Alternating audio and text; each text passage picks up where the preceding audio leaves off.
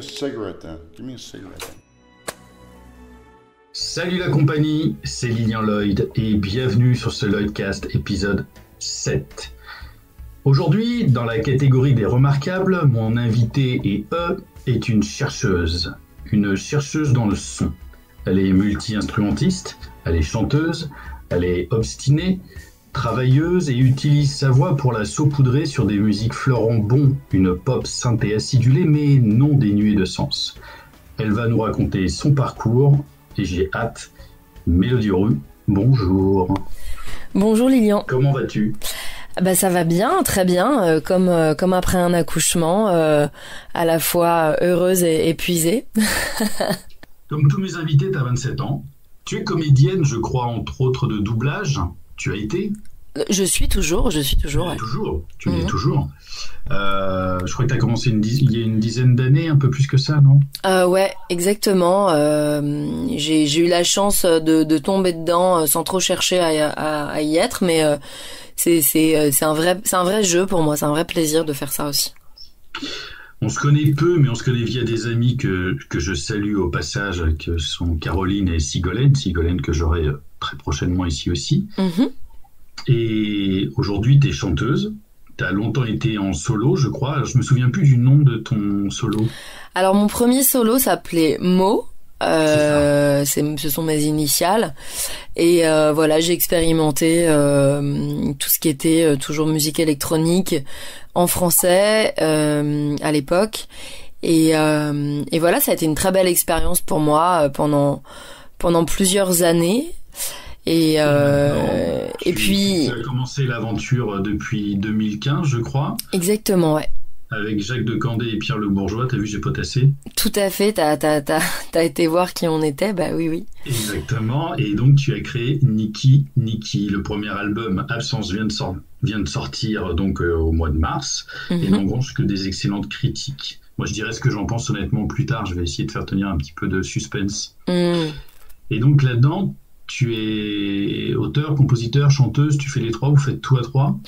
Alors, à la base, pour la plupart du temps, en fait, c'est moi qui apporte la chanson. Je suis la songwriter, on va dire, principale. Et Pierre apporte ses harmonies, parce qu'il a un vrai talent harmonique.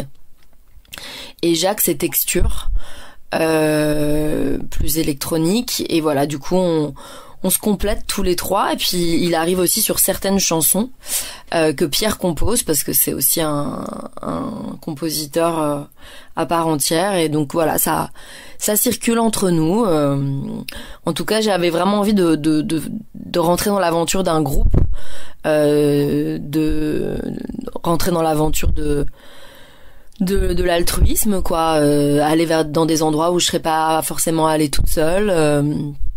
Et ça fait avancer dans des contrées nouvelles. Donc j'aime beaucoup ça.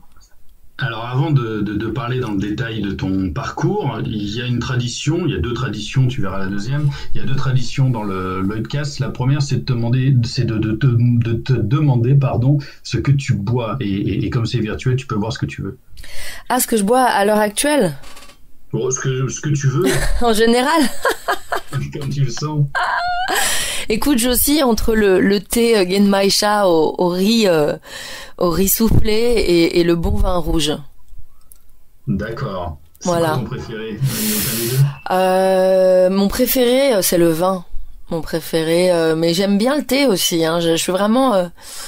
mais j'aime bien aussi l'ivresse du thé. J'aime bien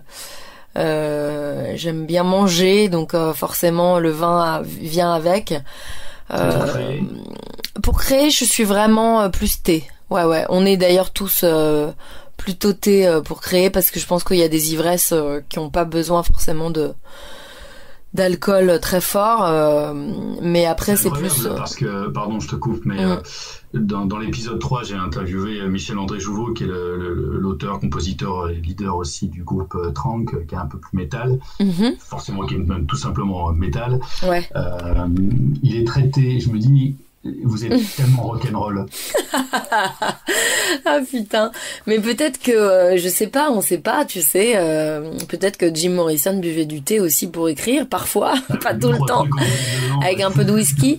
Non, mais je pense que la vie nous apporte suffisamment de coups dans le front et dans le cœur, et on n'a pas forcément besoin d'alcool. Moi je sais que longtemps j'ai aimé les drogues, tout ça, c'est un truc aussi qui est attirant, mais je crois qu'on peut atteindre des états tout aussi forts sans avoir à ingurgiter ni de l'alcool ni, et c'est pas pour me faire c'est que je me suis rendu compte qu'en fait en chantant, en méditant, en étant dans des concentrations particulières, j'arrivais à atteindre des états qui sont beaucoup plus forts en fait. Donc voilà, ça coûte moins cher, c'est mieux pour les lendemains, et après voilà, pour créer, moi je sais que j'ai vraiment besoin d'être présente, quoi. Si jamais je suis ivre, en général je crois faire quelque chose d'extraordinaire, puis je me rends compte que c'est vraiment merdique 3 heures après. Comment t'en es arrivée à la musique et à la voix aussi, puisque tu es chanteuse? Bah écoute, j'ai eu la chance de grandir avec des chanteurs, voilà, d'être une gamine des années 90, entourée de gens extraordinaires. Je pense notamment aussi à Jacques Higelin qui vient de nous quitter, mais aussi de plein d'autres gens. J'avais la chance de côtoyer petite, et c'est vrai que la voix est arrivée aussi, je pense, très naturellement, et puis aussi en imitant ce que je voyais devant moi, quoi, tout simplement. J'ai un papa qui était un manager dans la chanson française, tout ça, et du coup c'est vrai que très tôt, puis je m'appelle Mélodie, donc ça a dû influer. Très tôt, la musique était très naturelle pour moi, je me suis même pas posé la question en fait. J'ai écrit ma première chanson, je devais avoir je sais pas 5 ans, donc je reproduisais certainement effectivement ce que je voyais des tontons de chœur et des tatas de chœur autour de moi. Donc voilà, ça a été très évident, et par la suite j'ai fait non, je veux pas faire de musique pour me différencier, puis en fait j'y suis revenue malgré moi. Voilà. Et je trouve assez fort chez toi, alors peut-être parce que je m'y retrouve aussi personnellement, mais cette espèce de pugnacité que tu as à continuer ton chemin sans te dire bon bah peut-être que ça marche pas et je vais arrêter, il y en a combien qui baissent les bras avant, et toi tu as continué jusqu'ici et jusqu'à ce premier album de Niki Niki dont on va parler. Ouais, bah écoute, moi j'avoue que je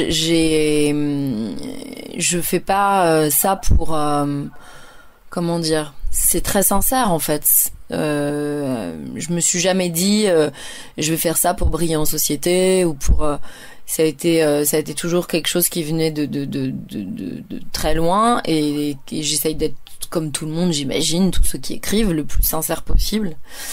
Et du coup j'ai fait avec les transformations. On m'a souvent dit c'est marrant, tu changes souvent. Ben non, c'est que je me transforme comme tout être humain en fait.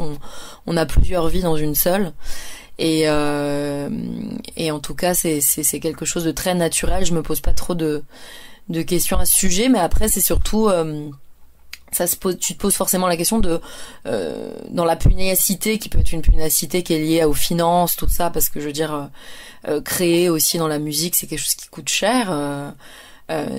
C'est se dire voilà, pour quelle raison je fais ça en fait, et c'est vrai que moi je peux pas vivre sans composer en fait. C'est pas, j'ai toujours composé, je te dis, depuis enfant, et je continuerai, j'espère. C'est comme respirer, donc voilà, je sais pas si c'est de la pugnacité, mais en tout cas une forme de sincérité qui peut être à la fois transformée en beauté, qui peut au quotidien ne pas toujours être évidente, et en même temps c'est une sensibilité, voilà, avec laquelle je suis née, avec laquelle beaucoup de gens sont nés. Et après, je pense que tout le monde a sa façon de l'exprimer. Il y a des gens qui passent pas par la composition, qui vont même pas être artistes, qui vont avoir une carrière d'expert comptable, mais certainement s'exprimer plus dans la cuisine ou dans je ne sais pas, dans la façon dont ils vont être avec leurs amis, dans leur créativité à créer des surprises, je sais pas. En tout cas, c'est une créativité qui qui n'est pas calculé et qui vient de très loin. Donc Oui, mais comme une évidence. Après, voilà, tu dis aussi que tu as ce besoin, et donc si tu as un besoin, c'est que c'est une évidence. Si on te retire ça, c'est comme si on t'empêchait de respirer ouais, ou puis je de trouve, marcher, voilà. bien sûr, et puis je pense que la musique, ça nous fait tout ça, en tout cas en tant qu'auditeur, mais la musique, c'est quelque chose où t'arrives à exprimer des choses que tu n'arrives pas à dire, en fait, et à l'exprimer et à le transformer. Et c'est vrai que je pense notamment au hip-hop, d'où je viens aussi. Étonnamment pour certains me disent ah bon, tu viens du hip-hop? Bah oui, parce que le hip-hop, ça permet de transformer ta violence en quelque chose de constructif. Tu vois, t'as le choix entre je sais pas, péter la gueule de ton prochain et puis en faire quelque chose de beau et de constructif. Et c'est vrai que la musique te permet quand même ça, quoi. C'est quand même une chance inouïe de pouvoir transformer tes émotions en quelque chose de créatif. Je trouve que c'est fou. Et donc, on en vient à ton actualité. Enfin, ton actualité. Nikki, qui existe maintenant depuis donc 3 ans. Vous vous êtes rencontrés avec tes 2 autres compères. J'ai lu via des forums qui parlaient de musique synthétique ou de synthétiseurs, je crois, c'est ça, non? Ouais. En fait, on s'est rencontrés avec Jacques de Candé. Parce qu'on avait, je sais plus, on se questionnait sur des histoires de synthé, analo, tout ça, et je sais que on s'était connectés les uns les autres là-dessus, et on s'était à la base rencontrés par des potes musiciens, et on s'est retrouvés à geeker, tout ça, puis on s'est dit ah il est super, et puis avec Pierre on se croisait depuis des années aussi avec des tas de potes musiciens, plus dans le milieu musical, acoustique, on va dire. Et voilà, et puis les deux se sont liés en un seul groupe. Et quand j'ai eu envie de monter Nikki, j'ai proposé aux garçons, je leur ai dit, bah, écoutez, si vous voulez partir avec moi sur cette aventure, voilà ce que je vous propose. Et je leur ai fait écouter quelques titres. Donc Glorious Days, Absence, Pretty Sunny. Et voilà, ils m'ont dit, bah ok, nous ça nous branche et on y va, quoi. Et quand tu pars comme ça avec effectivement des compères, tu leur dis voilà j'officie, enfin c'est officiel, ça va être un groupe, donc je vais appeler ça Nikki. Le but, est-ce que tu as une vision à court, moyen et long terme quand tu crées un groupe comme celui-ci? Ouais, quand même. C'était très clair. En janvier 2015, avec l'ambition, j'entends. Une ambition, tu veux dire après de collaboration, de partenariat ou plutôt oui, artistique? C'est ça, de dire effectivement, est-ce qu'on part un petit peu la fleur au fusil ou est-ce qu'on dit bon voilà l'ambition c'est un album dans 1 an, dans 2 ans, dans 3 ans? Non, c'était pas dit que ça irait si vite. Non, ouais. Pour le coup, on s'était vraiment des ambitions artistiques. Où je leur ai dit voilà il y a tant de morceaux, nan. On a fait une écoute, savoir déjà si ça parlait à leur cœur, parce que un groupe, le but c'est de mêler les 3 univers, que ça parle au cœur de chacun, et puis d'être comprise aussi, puisque tu vois tu proposes un univers à la base, est-ce que voilà comment la chimie va opérer. C'était plus artistique, purement artistique, et on s'est dit rapidement que ce serait bien d'enregistrer l'été 2015. Donc on est parti dans une maison et c'est vrai que c'était vraiment on se disait voilà on va faire un EP avec on était plus dans un laboratoire artistique que dans des objectifs professionnels qui sont venus en fait d'eux-mêmes après. Mais c'est vrai que j'avais une vision plus sur le court et moyen terme que sur le long. Je m'attendais pas à ce que l'album arrive si vite. Et ça a été vraiment la rencontre avec notre label qui en a décidé ainsi, quoi. Le label s'appelle comment? Le label s'appelle Yotanka. C'est un label indépendant qui travaille avec plein de groupes comme Palatine, Kid Francescoli, BRNS aussi, qui sont des super belges. Il y a des tas de groupes, Octave Noir, Enfin voilà, des tas de groupes qu'on aime. Et ça a été la rencontre avec Clarisse qui s'occupe de ce label, qui a flashé sur l'EP et qui nous a proposé de travailler avec eux. Et qui m'a dit moi j'aimerais bien que vous partiez à la rentrée enregistrer l'album. Et tout s'est déroulé de façon très naturelle et je m'attendais pas à ce qu'on accouche de cet album d'une façon si évidente et si soudaine, parce que ça s'est fait en très peu de temps en fait. En 2 mots, je le vois aussi à travers mes autres amis qui sont dans des groupes comme toi. Donc, je parle de Trank, j'ai mes amis suisses d'Alios qui ont signé avec Warner, qui étaient nommés aux Révélations de la musique, Victoire de la musique cette année aussi. Je sais que ça coûte excessivement cher de faire un album. Qu'est-ce qui coûte cher là-dedans en fait? C'est le fait de travailler dans des studios, c'est les studios eux-mêmes pour enregistrer qui coûtent très cher? Est-ce que c'est tout ce qui est de l'ordre du mastering, etc.? C'est quoi, je sais pas, même une fourchette de prix? C'est ce dont tu parlais tout à l'heure, c'est l'après surtout qui coûte cher. Le studio évidemment a un coût.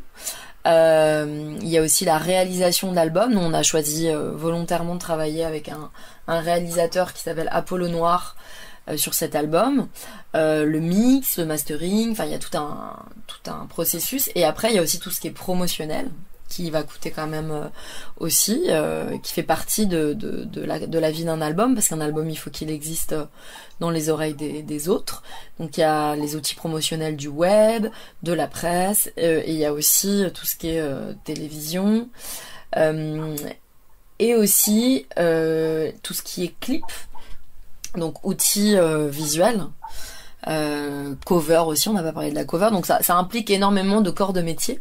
Donc effectivement, Niki Niki, on est un groupe, on est 3, mais on est énormément en fait. Il y a aussi tout ce qui est, ça c'est de la partie du tourneur qui va investir aussi pour qu'on ait un live qui défende cet album particulièrement.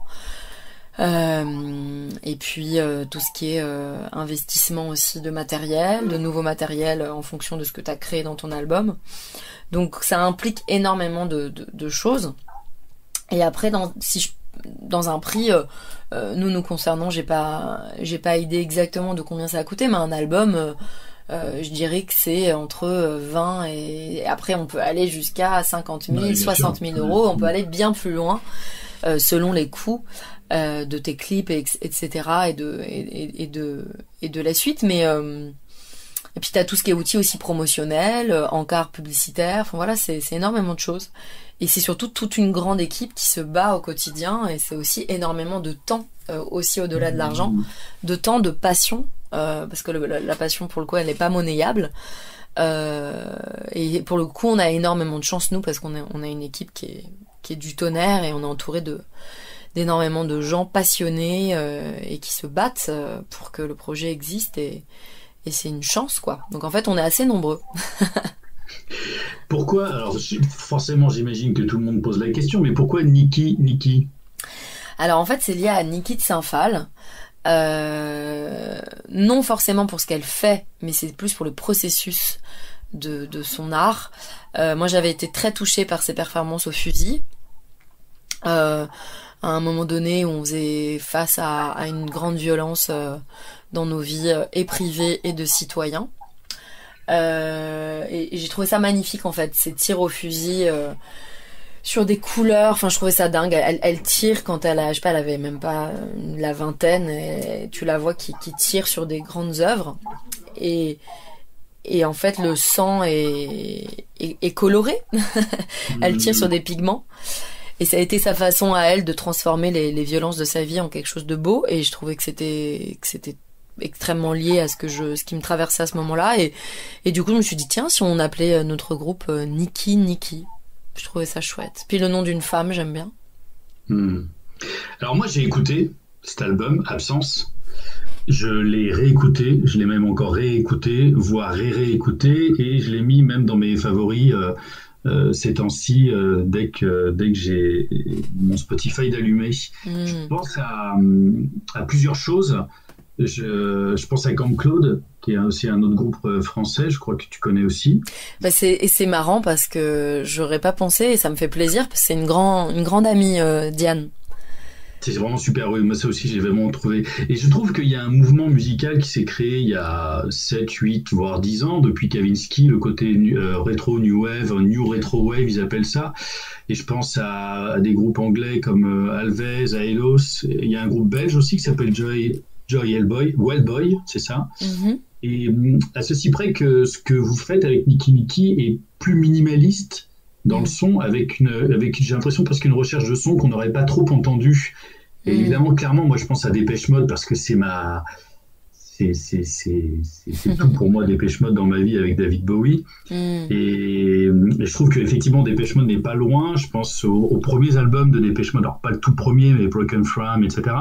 Ou même vous mettez dans votre son une rythmique où il n'y a pas forcément besoin de batterie derrière, etc. Et le son, il est dans la mélodie, il est dans le rythme.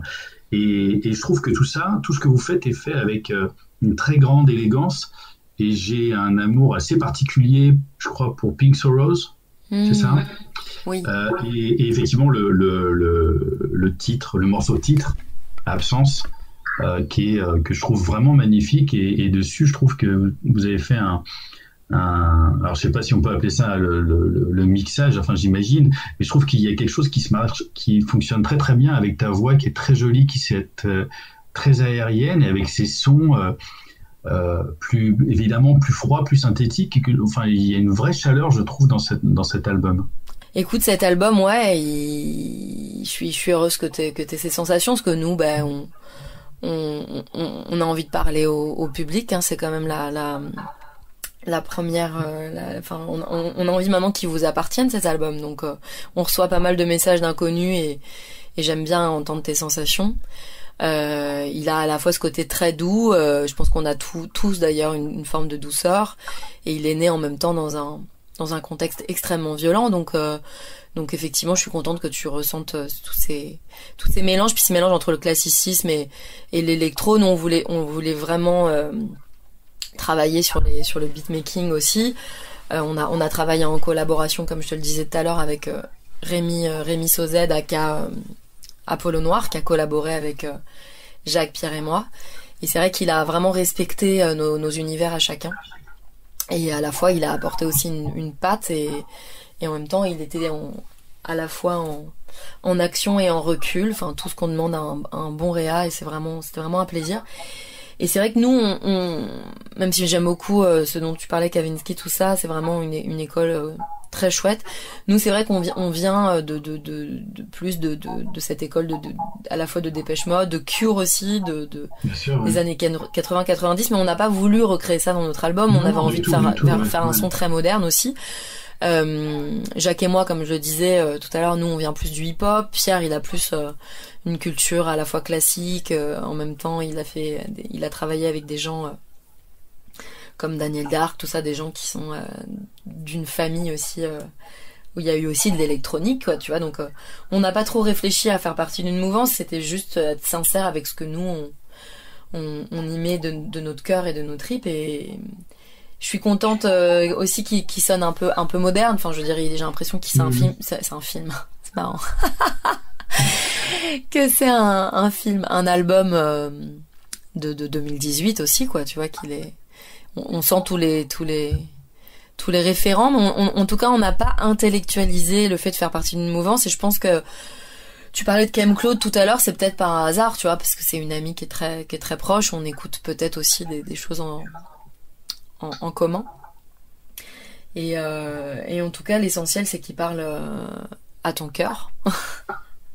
Complètement. Et il y a un personnage dans le Lloydcast, enfin un petit personnage, on va dire, mais c'est une petite souris. Et cette petite souris, à chaque fois, elle vient voir comment travaillent mes invités. Si je suis cette petite souris et que je suis Mélodie dans sa journée de compositrice, qu'est-ce que je vais voir? Comment tu travailles? Est-ce que tu as des rituels? Déjà, je me donne des rendez-vous pour éviter. Alors, il y a plusieurs façons. Soit je me donne un rendez-vous et la magie parfois opère et parfois pas.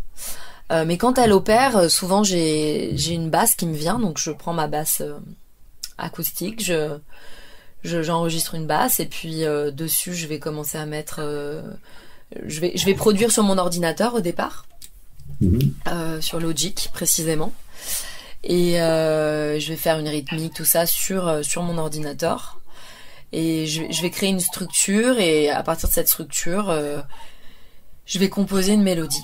Mais d'abord il y a la musique, toujours.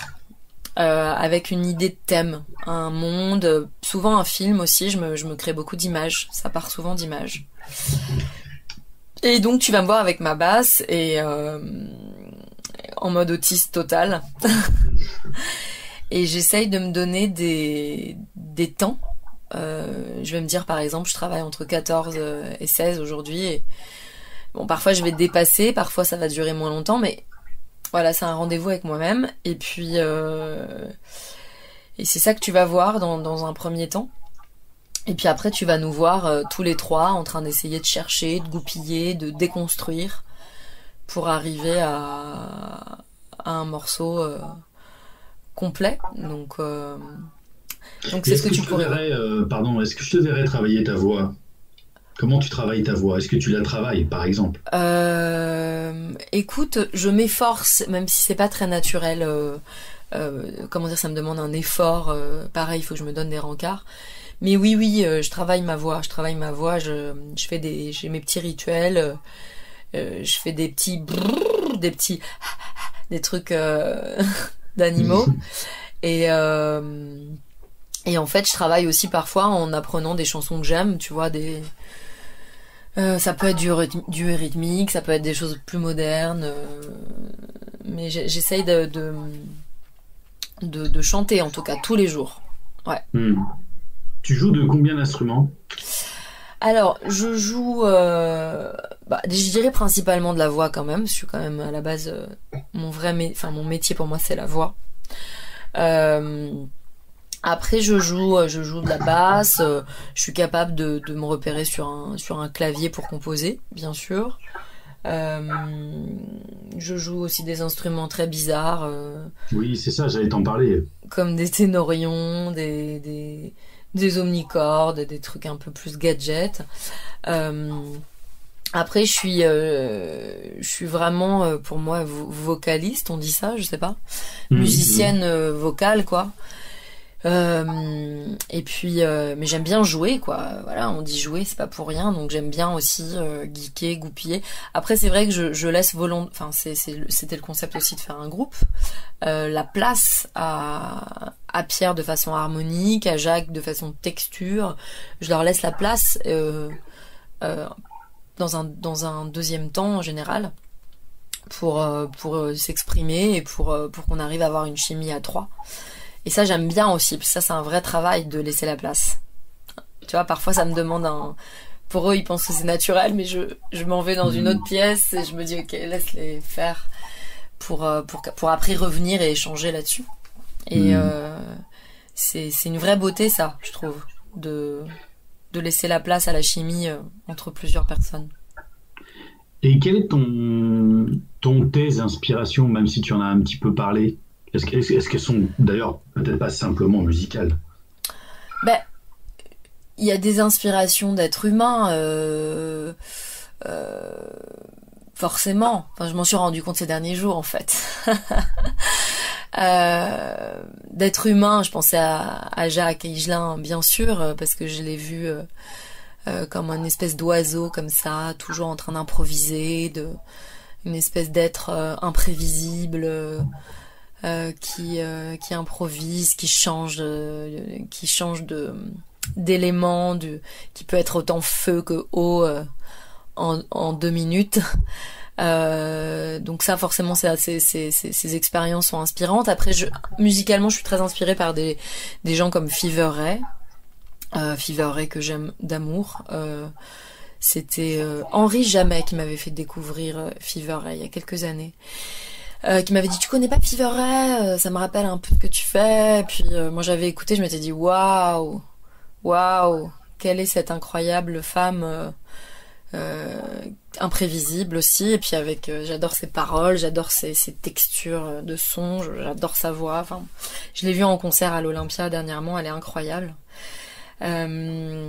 Aussi, je suis inspirée par des gens comme Annie Lennox. J'aime beaucoup en fait les personnes. On parle beaucoup d'androgynie pour les garçons, on en parle un peu moins pour les femmes. Moi, c'est quelque chose qui m'a traversé toute mon enfance et jusqu'à maintenant. Et c'est vrai que j'aime beaucoup les personnes qui jouent aussi sur leur sexualité, leur genre sur scène. Donc après, voilà, forcément, tu me parlais de David Bowie aussi. Ça, je pense que, en tout cas, on est tous inspirés par lui. On est aussi inspirés par des personnes dans l'électronique. Je pense notamment à Giorgio Moroder, évidemment. À Portishead aussi. On crée comment une identité, une identité visuelle. Ben, écoute, à partir de se poser aussi la question de quoi on parle en fait. Et comme je te le disais tout à l'heure, cet album et ce groupe, il est né dans un puits de violence, et nous on a voulu transformer ça et se dire comment on va faire pour transformer aussi visuellement. Tiens, on va parler de la censure, donc notamment avec ces barres roses.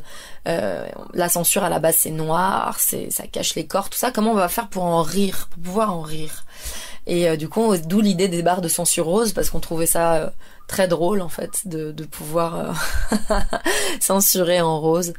Le rose qui inspire à la fois, qui parle le rose fluo, donc qui évoque pour certains qui sont trop genrés la féminité, qui évoque pour moi aussi la communauté à la fois gay, hétérosexuelle, qui évoque la communauté bisexuelle, qui est, je pense aussi au triangle rose pendant la Deuxième Guerre mondiale.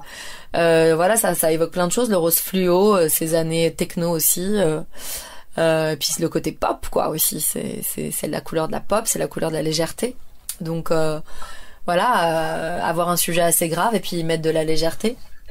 Donc on est parti en fait au départ, on a regardé pas mal de journaux. Moi j'ai regardé aussi, j'avais vu la télé iranienne avec ces femmes censurées. Du coup, comme elles étaient censurées, on avait l'impression qu'elles étaient à poil, et je trouvais ça hyper drôle parce que d'un coup ça évoquait mon désir. Je me disais, on dirait qu'elles sont toutes nues. Et c'était comment rire de tout ça. Donc c'est parti du fond en fait. Et donc ces barres de censure sont restées parce que on avait envie que notre visuel ait un fond et qu'il veuille aussi dire quelque chose. Et on en a fait une application d'ailleurs. Vous pouvez aller trouver ça sur Google Play. Je fais pas mais je sais qu'on peut trouver cette application. Ça s'appelle Anonymizer. Niki, et on peut faire des photos avec ses copains, et puis on a les barres de censure rose, et on trouve ça très drôle. Super, c'est bon coup com aussi, c'est bon coup marketing. Ouais, c'était surtout partie de l'envie de le partager avec les autres, quoi, que les autres aussi puissent censurer leur quotidien en riant. Voilà, donc ça nous fait rire, et on essaye maintenant de transformer cette barre rose en d'autres choses. Elle va nous suivre, cette barre rose. Alors, on va terminer ce petit échange avec quelques questions auxquelles tu vas répondre automatiquement, comme ça te vient. D'accord ? Ok, d'accord, avec plaisir. Si tu gagnes au loto, quelle est ta réaction ? Ma réaction, mais je serais tellement heureuse. Je pense que j'achèterais une grande maison en bois face à la rivière dans les Cévennes. Et si c'est plusieurs millions, je ferai des surprises. Je demanderai des ribs à mes proches. Et je leur dirai, regarde ton compte en banque. Et je pense que je deviendrai une productrice, ouais. J'aimerais monter mon label. Est-ce qu'il y a un livre ou un film ou une chanson qui a changé ta vie ? Oui. Je pense aux Doors, notamment à Your Lost Little Girl, que j'écoutais quand j'étais enfant. Je peux dire qu'elle m'a changé la vie. Ça m'a permis de pouvoir exprimer une forme de mélancolie en beauté. Si tu ne composais pas, si tu ne chantais pas, tu ferais quoi ? Je pense que je serais sculpteur. J'aimerais toucher la matière entre Camille Claudel et avec les déesses Camille Claudel et Niki de Saint-Phalle autour. Mais j'aimerais bien toucher de la matière, quoi. Quel est ton plus bel échec? Mon plus bel échec, c'est mon premier chagrin d'amour avec un punk qui venait de Saint-Étienne le jour de Noël. Il m'a largué le jour de Noël. Quel est ton endroit préféré au monde? Ah bah écoute, c'est là où j'ai grandi, c'est Calvi. C'est la baie de Calvi, le matin chez Tao. C'est mon endroit préféré. Oui, parce que tu es corse aussi. Hein. J'ai eu la chance de grandir en Corse, ouais. Voilà, je l'ai pas précisé, hein, mais bon. j'ai eu peur que des gens m'assassinent. Non, c'est fini. Il y a un mot anglais, enfin plutôt américain d'ailleurs, qui est le motto, qui signifie en gros quelle est ta devise, ta motivation au quotidien. Je sais pas si c'est un motto, si ça parle de rêver l'impossible. C'est une citation de quelqu'un, ça, non? Il faut rêver l'impossible. Sûrement. En tout cas, c'est un mélange de plusieurs choses, mais oui, je dirais rêver l'impossible. Enfin, quel est ton mot préféré? Mon mot préféré, c'est transformation. Donc, ton actualité aujourd'hui, c'est l'album l'album de Niki Niki Absence, qui est sorti donc depuis le mois de mars. Il y a une tournée? Oui, tout à fait. Écoute, je viens d'avoir des confirmations de dates. Oui, le 19 mai, on jouera à l'Aéronef, en première partie de Flake, qui est un groupe, je crois, danois. Le 22 juin, on jouera au Bateau Music Festival, au Ménul, dans le 78. Et on est aussi sur des confirmations de dates pour l'été dans des clubs, donc gardez vos écoutilles, allez voir aussi sur les réseaux sociaux. On a une page qui s'appelle... Où est-ce qu'on peut retrouver toutes ces actus? Il y a un site officiel, c'est sur les Facebook. C'est tout à fait, il y a nikiniki.fr où vous pouvez... Mais je le mettrai en lien en dessous le cast aussi. Et il y a Niki Niki The Band, donc The Band THEBAND.